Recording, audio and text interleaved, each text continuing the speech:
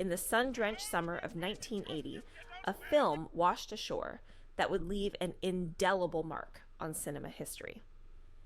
The Blue Lagoon, directed by Randall Kiser, promised audiences a tale of innocence, love, and survival set against the backdrop of an untouched tropical paradise. Yet, as the tide of public opinion ebbed and flowed, it became clear that this idyllic narrative concealed a storm of controversy that continues to rage even decades later. At its core, The Blue Lagoon tells the story of two young cousins, shipwrecked and stranded on a deserted island. As they navigate the challenges of survival, they also traverse the turbulent waters of adolescence, ultimately falling in love. Yesterday I counted 52 big marks on the tree, and last night he came. What are you talking about, Richard? Santa Claus. And I saw his reindeer, Dasher, Dancer, Prancer, all of them right down there on the beach. Come on, let's see if he brought us anything. It's a premise that, on paper, reads like a classic coming-of-age tale. However, the execution of the story raised eyebrows and ignited heated debates that extended far beyond the silver screen. The crux of the controversy was in the age of the film's stars. Brooke Shields, only 14 at the time of filming, and Christopher Atkins, 18, were tasked with portraying the film's central romance. This casting decision immediately put the production into ethically murky waters. The movie's marketing didn't shy away from the youth of its stars, with posters proclaiming their love as nature intended it to be. This framing, while maybe intended to emphasize innocence, instead spotlighted the uncomfortable reality of minors being placed in adult situations.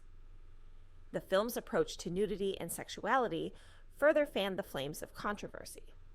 While the production employed various techniques to protect its young stars, such as gluing Shields' hair to her chest for topless scenes and using a stunt double for nude swimming sequences, the very inclusion of such content involving underage actors raised a few questions.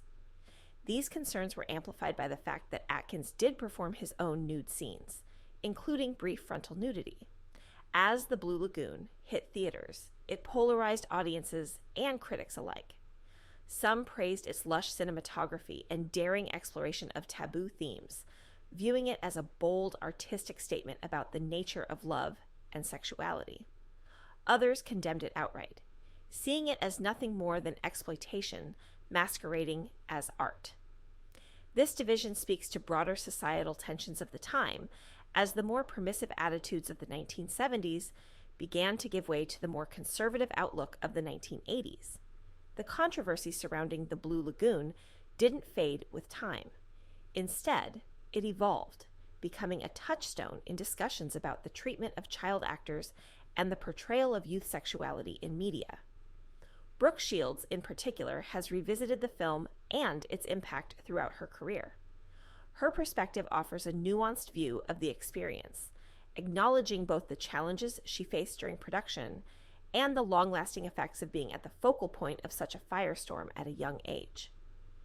Shields' advocacy for stronger protections for child actors in the years since The Blue Lagoon underscores a critical lesson here. While the film industry has made strides in safeguarding young performers, the debate surrounding The Blue Lagoon serves as a stark reminder of the potential for exploitation and the need for vigilance. As we look back on The Blue Lagoon from the vantage point of the 21st century, it's clear that the film's legacy is as complex as the issues it raises. It stands as a testament to the power of cinema to provoke thought and debate, but also as a cautionary tale about the responsibilities that come with that power. The movie forces us to grapple with uncomfortable questions about art, ethics, and the fine line between depiction and exploitation. In many ways, The Blue Lagoon serves as a mirror, reflecting the evolving attitudes and mores of society. The discussions it continues to inspire about consent, the sexualization of youth, and the boundaries of artistic expression remain deeply relevant today.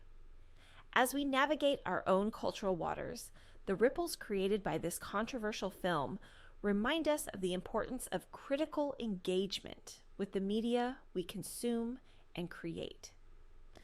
Ultimately, The Blue Lagoon is more than just a movie. It's a cultural artifact that challenges us to think deeply about the stories we tell, who tells them, and at what cost. As we continue to explore these themes in contemporary cinema, the lessons learned from this tale of innocence lost serve as both a warning and a guide, urging us to approach the portrayal of youth and sexuality with greater sensitivity and responsibility.